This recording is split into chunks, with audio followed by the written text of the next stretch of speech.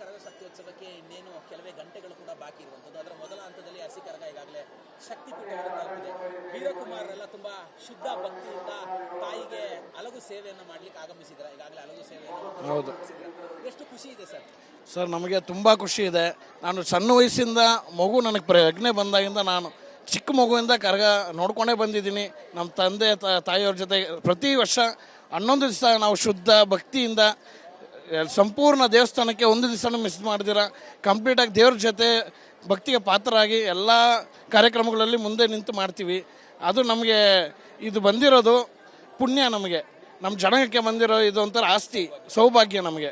ಈ 11 ದಿನಗಳ ಕಾಲ ಏನೇನು ನೇಮ ನಿಷ್ಠೆ ವ್ರತ ಇರ್ತೀರಾ ಸರ್ ವೀರಕುಮಾರ್? ನಾವು ಹೊರಗಡೆ ಎಲ್ಲೂ ಊಟ ಮಾಡಲ್ಲ, ಯಾರ ಮನೆಗೆ ಹೋಗಲ್ಲ, ಬರೀ ಕಾಲಲ್ಲಿ ಇರ್ತೀವಿ, ಏನು ಸೇವಿಸಲ್ಲ. ಬೆಳಗ್ಗೆಯಿಂದ ಸಂಜೆವರೆಗೂ ಉಪವಾಸ ಇರ್ತೀವಿ, ಒಂದೊತ್ತು ಊಟ ಮಾಡ್ತೀವಿ.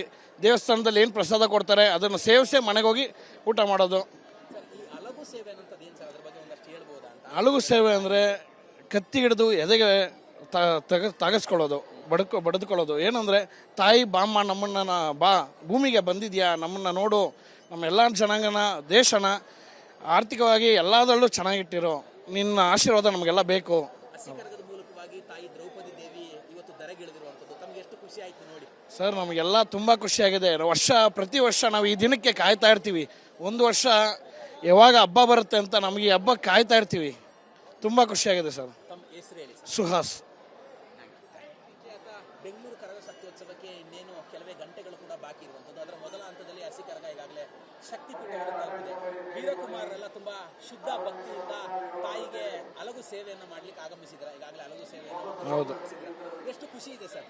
ಸರ್, ನಮಗೆ ತುಂಬ ಖುಷಿ ಇದೆ. ನಾನು ಸಣ್ಣ ವಯಸ್ಸಿಂದ ಮಗು ನನಗೆ ಪ್ರಜ್ಞೆ ಬಂದಾಗಿಂದ ನಾನು ಚಿಕ್ಕ ಮಗುವಿಂದ ಕರಗ ನೋಡ್ಕೊಂಡೇ ಬಂದಿದ್ದೀನಿ. ನಮ್ಮ ತಂದೆ ತಾಯಿಯವ್ರ ಜೊತೆ ಪ್ರತಿ ವರ್ಷ 11 ದಿವಸ ನಾವು ಶುದ್ಧ ಭಕ್ತಿಯಿಂದ ಸಂಪೂರ್ಣ ದೇವಸ್ಥಾನಕ್ಕೆ ಒಂದು ದಿವಸನೂ ಮಿಸ್ ಮಾಡಿದಿರ ಕಂಪ್ಲೀಟಾಗಿ ದೇವ್ರ ಜೊತೆ ಭಕ್ತಿಗೆ ಪಾತ್ರರಾಗಿ ಎಲ್ಲ ಕಾರ್ಯಕ್ರಮಗಳಲ್ಲಿ ಮುಂದೆ ನಿಂತು ಮಾಡ್ತೀವಿ. ಅದು ನಮಗೆ ಇದು ಬಂದಿರೋದು ಪುಣ್ಯ, ನಮಗೆ ನಮ್ಮ ಜನಾಂಗಕ್ಕೆ ಬಂದಿರೋ ಇದು ಒಂಥರ ಆಸ್ತಿ, ಸೌಭಾಗ್ಯ ನಮಗೆ. ಈ 11 ದಿನಗಳ ಕಾಲ ಏನೇನು ನೇಮ ನಿಷ್ಠೆ ವ್ರತ ಇರ್ತೀರಾ ಸರ್ ವೀರಕುಮಾರ್? ನಾವು ಹೊರಗಡೆ ಎಲ್ಲೂ ಊಟ ಮಾಡಲ್ಲ, ಯಾರ ಮನೆಗೆ ಹೋಗಲ್ಲ, ಬರೀ ಕಾಲಲ್ಲಿ ಇರ್ತೀವಿ, ಏನು ಸೇವಿಸಲ್ಲ. ಬೆಳಗ್ಗೆಯಿಂದ ಸಂಜೆವರೆಗೂ ಉಪವಾಸ ಇರ್ತೀವಿ, ಒಂದೊತ್ತು ಊಟ ಮಾಡ್ತೀವಿ. ದೇವಸ್ಥಾನದಲ್ಲಿ ಏನು ಪ್ರಸಾದ ಕೊಡ್ತಾರೆ ಅದನ್ನು ಸೇವಿಸೇ ಮನೆಗೆ ಹೋಗಿ ಊಟ ಮಾಡೋದು.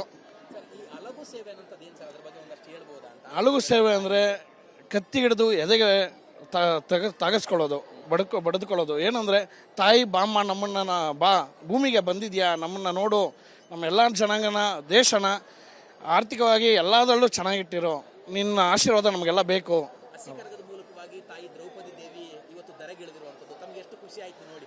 ಸರ್, ನಮಗೆಲ್ಲ ತುಂಬ ಖುಷಿಯಾಗಿದೆ. ಪ್ರತಿ ವರ್ಷ ನಾವು ಈ ದಿನಕ್ಕೆ ಕಾಯ್ತಾ ಇರ್ತೀವಿ.